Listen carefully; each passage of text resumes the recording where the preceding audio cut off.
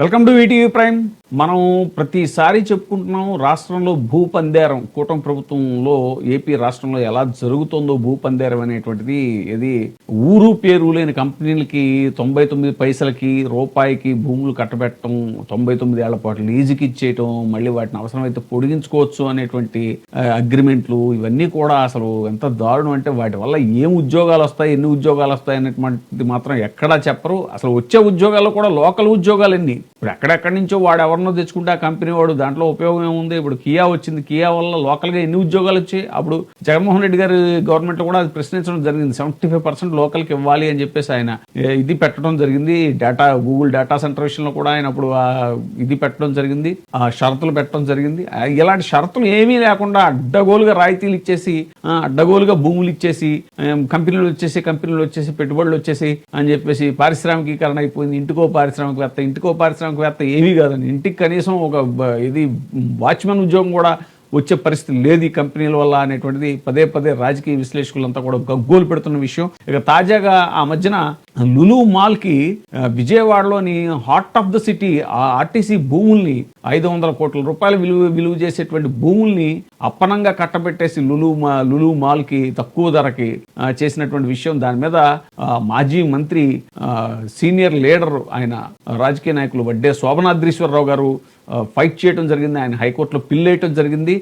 ఇంకా అనేక వామపక్షాల నాయకులు కూడా దాని మీద విస్తృతంగా మాట్లాడటం, పోరాటం జరిగింది. దాంతో ఇష్యూ బర్నింగ్ చూసి బెంబేలెత్తిపోయినటువంటి రాష్ట్ర ప్రభుత్వం తాజాగా హైకోర్టుకి మేము లులు మాల్కి ఇచ్చినటువంటి భూములు వెనక్కి తీసుకుంటాం అని చెప్పేసి వాళ్ళు ఒక అఫిడవిట్ వేయటం జరిగింది. ఉత్తర్వులు కూడా అదే ల్యాండ్స్ విత్డ్రా చేసుకున్నట్టు ఉత్తర్వులు కూడా, గవర్నమెంట్ ఉత్తర్వులు కూడా త్వరలోనే ఇస్తాము అనేటువంటిది కోర్టుకి తెలిపినటువంటి విషయం. ఇక వివరాల్లోకి వెళ్తే, ప్రజాభూమి ప్రైవేట్ కంపెనీకి 99 ఏళ్ల లీజు, ఇది అభివృద్ధి, ప్రజల ప్రైవేటీకరణ, ప్రజల ఆస్తుల్ని ప్రైవేటీకరణ, లులు మాల్ కి భూ కేటాయింపు, ఇది ఒక ప్రాజెక్టు మాత్రమే కాదు, పాలనా పారదర్శకత, ప్రజా హక్కుల కదా.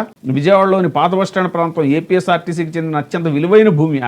అక్కడే ప్రభుత్వం ఒక భారీ ప్రాజెక్టు గ్రీన్ సిగ్నల్ ఇచ్చింది. లులు గ్రూప్ ఇంటర్నేషనల్ 4.15 ఎకరాల భూమిని 99 ఏళ్ల లీజుకి, అంటే సుమారు 400 కోట్లు విలువైందనమాట. అక్కడ నిర్మించాలనేటువంటిది G+3 షాపింగ్ మాల్, 2.32 లక్షల చదరపు అడుగుల నిర్మాణం, 120 షాపులు, 156 కోట్ల అంచనా వ్యయం. వాళ్ళు 156 కోట్లు ఆ ప్రాజెక్ట్ కాస్ట్ అయితే 400-500 కోట్ల రూపాయలు విలువైనటువంటి భూములు ఇచ్చేయటం అనేటువంటిది ఎంతవరకు సమంజసం? పెట్టుబడులు వస్తాయి, ఉద్యోగాలు వస్తాయి, నగర అభివృద్ధి జరుగుతుంది అనేటువంటి చెప్తున్నటువంటి స్టోరీ ప్రభుత్వం చెప్తుంది. మాజీ మంత్రి వడ్డే శోభనాద్రీశ్వరరావు గారు హైకోర్టులో పిల్ దాఖలు చేశారు. ప్రజా భూమిని తక్కువ ధరకు ఇవ్వడం అనేటువంటి విధి విధానాల ఉల్లంఘన, ప్రజా ఆస్తుల నష్టం అనేటువంటిది ఆయన చెప్పడం జరిగింది. చీఫ్ జస్టిస్ ధీరజ్ సింగ్ ఠాకూర్, అలాగే జస్టిస్ చల్లా గుణరాజన్ ఈ కేసుని విచారించడం జరిగింది. అడ్వకేట్ జనరల్ ఏమన్నారంటే, ప్రభుత్వం ఇప్పటికే నిర్ణయం వెనక్కి తీసుకుంది.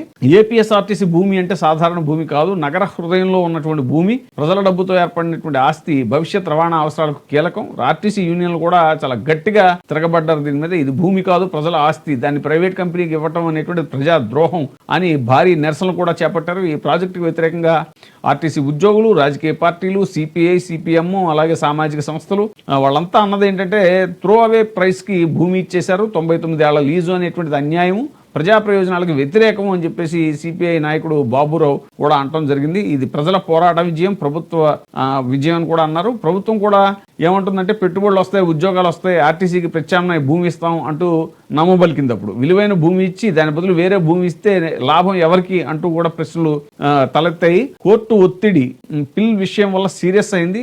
ప్రజా వ్యతిరేకత, ప్రజల్లో తీవ్ర అసంతృప్తి, 400 కోట్ల రూపాయలు విలువైన భూమి కావటం వల్ల అది తక్కువకి ఇవ్వడం అనేది పెద్ద రాజకీయ వివాదం అయింది.